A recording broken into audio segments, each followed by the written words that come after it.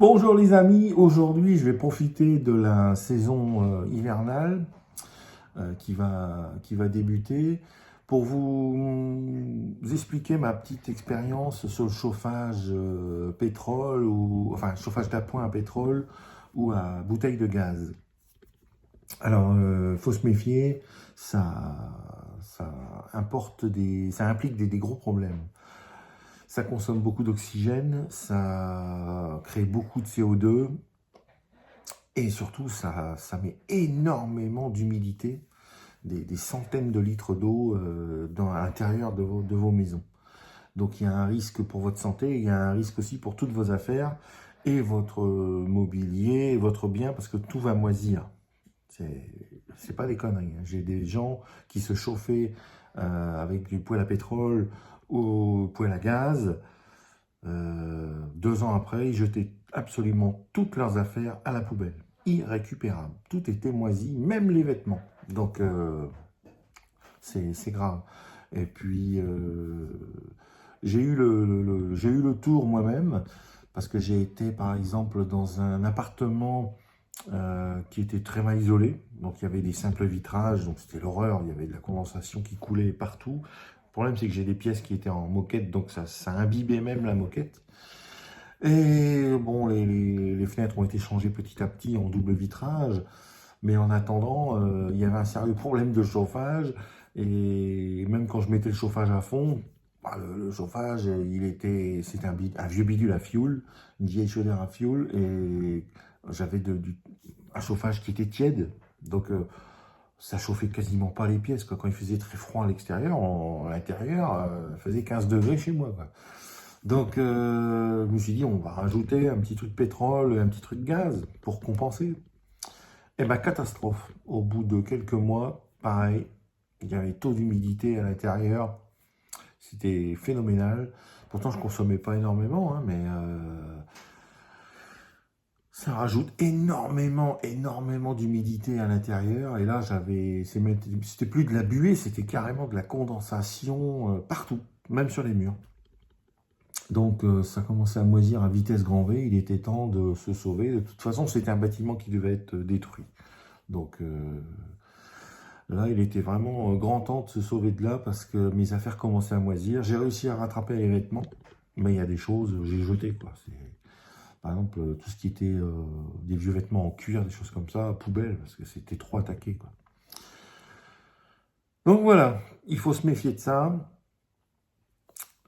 En fait, ça vient des chaînes carbonées. Par exemple, vous brûlez un méthane, voilà, c'est CH4, c'est un carbone, 4 hydrogènes. Donc, du gaz méthane, ça consomme déjà de l'oxygène, ça crée du CO2 et de l'eau, une fois qu'il y a eu combustion. Mais quand vous brûlez du propane ou du butane, c'est pas un seul carbone, c'est 3 à 4 carbones. Donc, vous multipliez le nombre de CO2 et d'eau par je sais pas combien, par 4, 5 minimum. Donc vous vous retrouvez par exemple pour brûler, si vous, comment dire, vous brûlez une bouteille de gaz complète de butane, 9,6 kg là, je crois que c'est 120 litres d'eau que ça vous crée, liquide. Donc une fois en vapeur, vous imaginez, tout est imbibé, les murs, tous vos objets sont, comment dire, l'atmosphère de vos pièces est saturée d'humidité complètement, c'est impressionnant. Alors, oui, ça marche si on est, comment dire, si on ouvre régulièrement pour laisser déjà rentrer un peu d'oxygène, parce que ça consomme l'oxygène, c'est pas bon pour la santé, de vivre dans des zones hypoxiques, c'est-à-dire qu'il n'y a pas assez d'oxygène. Euh, c'est pas bon non plus de vivre dans des zones où il y a trop de CO2 non plus. C'est bonjour les migraines, bonjour, et ça peut aller loin, ça peut même entraîner jusqu'à la mort. Donc méfiance. Parce que le problème de ces chauffages, voilà, il est, comment dire, il y a pas de cheminée, il n'y a pas de tuyau de cheminée pour évacuer la vapeur et les résidus de combustion, quoi, on va dire. C'est intérieur. Voilà, il y a de la combustion, ça reste à l'intérieur de vos pièces. Alors certes, on récupère toute la chaleur, mais on récupère tout ce qu'il faut pas, quoi. L'humidité et le CO2. C'était arrivé à un point que, par exemple, chez moi, là, dans cet appartement, à la noix. J'avais une petite gazinière là, pour faire chauffer, cuire mes aliments. Et ben, j'arrivais même plus à allumer un briquet. Impossible d'allumer un briquet ou des allumettes. Ça marchait pas. Quand je sortais à l'extérieur dans le couloir, pouf, nickel. J'essayais à l'intérieur, pouf, impossible. Je retournais à l'extérieur, j'essayais, nickel. Je rentrais à l'intérieur, impossible. Parce que ben, je ne pouvais pas aérer, sinon toute la chaleur partait. On se retrouve dans un piège, quoi. Si on aère, tchou, tout l'air chaud s'en va, on est frigorifié, donc on doit réchauffer encore plus. Ben, c'est un cercle vicieux, c'est un truc de fou, quoi. Donc ces systèmes de chauffage à pétrole et à, comment on appelle ça, à gaz, à éviter fortement.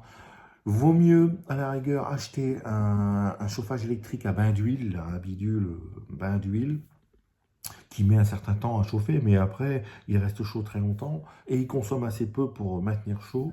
Donc ça, c'est pas mal. Ce sont des chaleurs sèches. Moi, je suis en tout électrique, c'est de la chaleur sèche. Je n'émets pas de CO2, je ne consomme pas d'oxygène, ou vraiment, c'est juste un filament, une résistance qui chauffe au rouge, quoi, c'est tout. Sous l'effet de l'électricité. Donc, je préconise ça, ou alors, oui, il faut des chaudières avec des cheminées. Voilà, chaudière gaz, chaudière fuel, chaudière tout ce que vous voulez, mais avec des cheminées.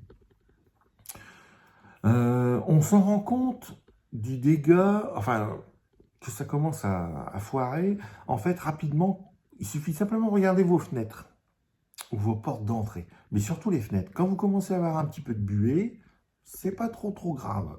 Par exemple, moi, je fais chauffer ici une casserole d'eau pour faire cuire mes pâtes. Je vais avoir un petit peu de buée dans la cuisine, sur ma fenêtre de cuisine. Ça va durer 10 minutes, un quart d'heure, après ça s'en va. Un coup d'aération, en 3 minutes, il n'y a plus rien. Voire même, quand il fait beau, ben, j'ouvre la fenêtre et voilà. En hiver, ben, on ne peut pas ouvrir les fenêtres facilement. Donc, on a un peu de buée. Mais si vous vous levez au matin, vous avez de la condensation sur vos fenêtres, ou de la buée énorme sur vos fenêtres, tout le temps, toute la journée, ça, c'est pas bon signe. Ça veut dire que l'eau condense, s'agglomère et condense sur les parties froides. Donc en général, c'est souvent fenêtres et autour des fenêtres, parce que c'est en contact rapidement avec l'extérieur. Ou certains endroits, par exemple des coins de plafond, des coins de pièces, des choses comme ça, où il n'y a pas d'isolant devant, derrière, rien. Donc là, vous allez avoir facilement du moisi. Et quand ça commence à moisir, le problème, c'est que ben, ça s'étale partout, hein, les spores, tout ça. C'est pas une zone précise où vous pouvez nettoyer et puis c'est bon. En général, ça se diffuse dans tous les coins, voire même, c'est pas bon du tout pour la santé. Donc, quand vous commencez à avoir des taches noires, des taches vertes, catastrophe. Surtout que c'est insidieux. C'est-à-dire que des fois, ça va aller se planquer derrière les plaques de plâtre ou derrière les tapisseries. Donc, vous avez l'impression que c'est bon. Puis en fait, quand vous décollez la tapisserie, bah, derrière, c'est tout moisi, quoi. Donc, quand ça commence à s'incruster dans les plaques de plâtre, c'est quasiment foutu d'avance. Faut limiter. C'est une horreur, quoi. Donc, faut nettoyer, assécher le truc le plus vite possible. Mais voilà, quand on voit sur les fenêtres que ça commence à se former et traîner un peu trop longtemps, la condensation ou la buée, c'est pas bon signe. C'est que ça veut dire que l'intérieur de l'atmosphère intérieure de votre maison, il y a trop d'humidité. Donc, soit il n'y a pas 36 solutions. Faut ouvrir, aérer, assécher l'intérieur. Donc, changer le système de chauffage, éviter de faire de l'humidité à l'intérieur. Et puis, isolation. Isolation du toit, ou des plafonds, isolation des fenêtres, double vitrage, triple vitrage, refaire les joints d'étanchéité autour des fenêtres, également et puis le sol. Voilà. Par exemple, une fois j'ai fait aussi un petit test. J'ai pris une plaque, vous voyez, je l'ai ici, j'ai pris une petite plaque en bouchon, en liège. Voilà, c'était pas celle-là, hein, mais c'était une encore plus fine, elle faisait 5 mm d'épaisseur. Un truc pour l'isolation, une plaque de liège d'isolation. J'ai coupé un petit morceau, de céramique, voilà, du carrelage dur. J'ai mis un petit morceau de plancher en chaîne, et j'ai même mis un petit morceau de plancher clipsable, là, carton, plastique, ce qu'ils nous vendent pas cher. Et j'ai mis tout ça au congélateur, moins 25 degrés. au bout d'une journée ou deux, j'ai ressorti tout ça et j'ai mis ma main dessus. Ben, vous allez voir, vous mettez la main sur le liège, vous ne sentez même pas le froid. C'est même, t'as l'impression que vous avez laissé le truc à l'extérieur. T'as l'impression que c'est même pas froid. On peut le manipuler hyper facile. Vous prenez votre morceau de bois. Pareil, c'est un petit peu frais, mais sans plus. Vous pouvez même marcher dessus. On sent à peine le froid. Par contre, vous commencez à prendre le morceau de plancher stratifié, là, plastique clipsable pas cher. Déjà, vous sentez le froid tout de suite. Vous dites, oula, c'est glacé. Alors, le pire, c'est le carrelage. Quand vous prenez votre morceau de carrelage et que vous le manipulez ou vous marchez dessus, alors là, vous êtes frigorifié, quoi, direct. Ça transmet le froid à une vitesse phénoménale. Donc, évidemment, les matériaux sont importants. Il y a des matériaux super isolants et il y a des matériaux qui, comme le carrelage, le béton, tout ce qu'on veut, c'est catastrophique, c'est des véritables passoires énergétiques, à moins d'avoir une sorte de, comment dire, de fondation avec des, je sais pas combien de centimètres d'épaisseur de mousse polystyrène. J'ai vu, hein, ils font des ourdis en polystyrène massive. Oui, vous avez des 15-20 cm d'épaisseur. Donc là, évidemment, c'est isolé. Vous pouvez mettre du carrelage au-dessus. Mais ce sont des matériaux qui transmettent facilement le frais. Donc, même à 20 degrés, votre intérieur de maison à 20 degrés, quand vous marchez sur du carrelage, vous avez l'impression qu'il est froid. C'est impressionnant, hein, ouais. Donc, moi, je préconise du vrai plancher en bois, de vrai, pas du bidule clipsable, stratifié, machin, truc. On a beau mettre ça sur même des plaques de mousse, ça ne fait rien du tout. On a l'impression que ça transmet le froid très rapidement. Voilà, donc le choix des matériaux est important. Donc vous voyez, le plafond, parce que la chaleur part dans le plafond, donc isoler au-dessus de vous, isoler les murs et les fenêtres, c'est important, c'est ce qui est en contact avec l'extérieur. Et en dernier, je pense, le plancher. Voilà, au niveau plancher, si vous avez quelque chose de, comment dire, de bien isolé, voilà, vous avez la totale, c'est bien, comment dire, c'est bien hermétique. Et si vous avez un chauffage sec à l'intérieur, type électrique ou machin, d'huile, machin, ou quelque chose, chauffage gaz, chauffage fuel, mais avec des cheminées, pas de problème. Alors l'ennui de ces chauffages, justement, à cheminée, cheminée bois, cheminée gaz, cheminée machin, c'est qu'il faut entretenir. Les chaudières coûtent cher, il faut entretenir. Donc je suis pas trop pour quoi. Les ramonages, machin, truc, c'est bien, ça coûte cher hein, sur des dizaines d'années, c'est un budget. Donc moi je préconise plus l'électricité parce que déjà c'est local, c'est la fabrication locale, malgré que ce soit des bidules nucléaires, ça je suis contre à 100%, mais il faut que tant que le solaire, l'éolien et l'hydrogène et tout le restant ne s'est pas développé plus que ça, on est tributaire de ce nucléaire à la noix. Bon, mais au moins c'est un chauffage sec. Moi, qui dure longtemps, hein. Ça fait au moins 15 ans que je suis ici, j'ai même pas changé un seul chauffage, impeccable. J'utilise peu, mais bon, il tourne tous les hivers et sans problème. Pas de casse ni rien, donc tranquille. Alors que oui, des chaudières, c'est très cher, parce qu'il y a des normes de sécurité, des normes. Puis bon, il faut faire ramoner, il faut faire installer et tout le machin, ça prend de la place, ça prend du volume. Et des fois, c'est très bruyant. Et c'est bruyant. Je trouve que c'est bruyant. Donc, tout ce qui est combustion, j'aime pas trop. Puis voilà, en fait, on est tributaire du gaz, du prix du gaz et du pétrole. Si demain, le pétrole coûte 200, 300 $ le baril, évidemment que votre chauffage, il va vous coûter la peau des fesses, quoi. C'est pas 5% d'augmentation, ça va être du 10%, 20% d'un seul coup. Donc, alors que l'électricité, si c'est produit localement et qu'on est peut-être plus autonome, bon, même si ça augmente, ça devrait être normalement raisonnable, plus raisonnable. Je pense. Après, si demain il n'y a plus d'uranium, on fera avec autre chose, hein. Et puis s'il n'y a plus d'autre chose, il ne restera plus que le solaire et l'éolien et peut-être de l'hydrogène, quoi, voilà. Ou de la géothermie, ou j'en sais rien, mais bon. Voilà, il faut développer plus l'électrique, je pense, parce que c'est plus stable, c'est beaucoup plus stable au niveau économie, géopolitique, quoi, on va dire. Voilà. Mais faites très attention aux moisies. Hein, si vous commencez à vous taper des migraines, vous vous sentez pas trop bien, vous toussez, vous avez des soucis un peu comme de l'asthme et tout, méfiez-vous, méfiez-vous. Ces petites taches rikiki dans les coins noirs, ouvertes là, dans les coins de vos pièces, ça envoie des spores, hein, des millions et des millions de spores, et vous respirez ça, vous stockez ça à l'intérieur. Donc au bout d'un moment, le corps, bah, c'est un peu comme un sac de, comment dire, d'aspirateur, quoi. Le filtre, il se remplit, il se remplit, il se remplit, on n'arrive pas à évacuer, on n'arrive pas à évacuer. Et au pire, même si ça se développe à l'intérieur de vous, alors là, c'est la catastrophe. Mais en général, si on sature déjà les poumons de ces cochonneries, c'est pas bon signe, quoi. On connaît pas les effets à long terme, quoi. On sait que ça peut provoquer de l'asthme, des choses comme ça, mais il faut se méfier. Donc sur ces chauffages-là, me méfie et je surveille vraiment beaucoup, beaucoup les traces de moisies éventuelles qu'il peut y avoir autour des fenêtres, parce que je sais que c'est les endroits les plus frais, ou dans les coins des pièces, en haut ou en bas, hein, ça peut être en haut ou en bas, ou derrière des appareils type frigo, congélateur, des choses comme ça, où il peut y avoir de l'humidité, où il peut y avoir... On ne sait jamais. Il n'y a pas assez de courant d'air, il n'y a pas assez de...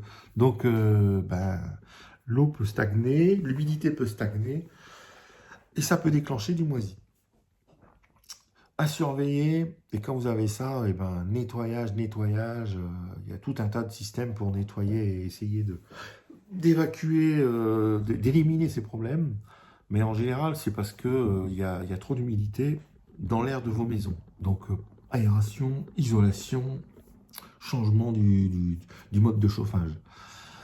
Ce qui n'est pas toujours évident, hein. C'est un budget, c'est clair. Je ne peux pas dire aux gens, achetez ça et vous serez tranquille.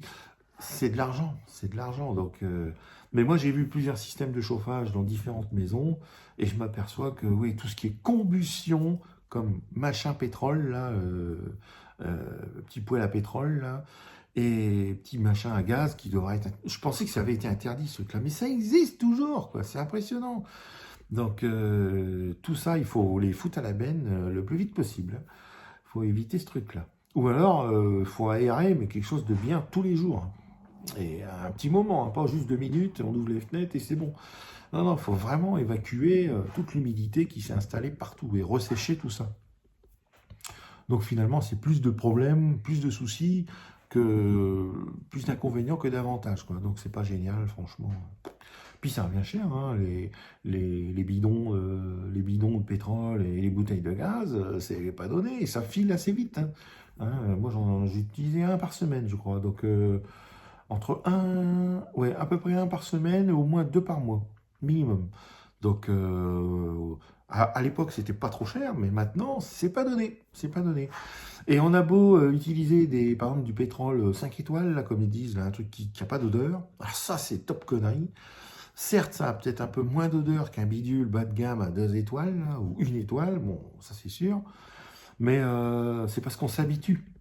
Quand on est à l'intérieur, on sent plus. Mais quand il y a quelqu'un des fois de l'extérieur qui arrive chez vous, il va vous dire tout de suite, waouh, ça sent vachement le pétrole, dis donc, comment tu fais pour tenir là-dedans? Ou quand on part à l'extérieur faire des courses et qu'on revient, on se dit, waouh, même nous on est choqués, on se dit, ah, ça sent quand même, hein. Merde, on a l'impression que ça sentait pas, mais si, ça sent. Donc c'est parce qu'on s'habitue à l'intérieur à cette odeur. Donc au bout d'un moment, voilà, j'ai l'impression que le nez est saturé, donc on fait plus attention. Mais en fait, en réalité, oui, oui, oui. Et donc, inconvénient de l'odeur, plus inconvénient, puis danger pour la santé, quoi. Danger pour la santé, parce que je vous dis, plus d'oxygène et trop de CO2, pas bon du tout. Puis trop d'humidité aussi, hein, vivre dans un truc saturé d'humidité, bof. Et puis si tous vos objets moisissent, c'est pas le but de la manœuvre, quoi. Donc, catastrophe. Je vous dis, j'ai connu des gens, ils ont chauffé avec poêle à pétrole et machin gaz, parce que alors, je pense que la chaudière de l'immeuble était à moitié flinguée, ou ça marchait plus.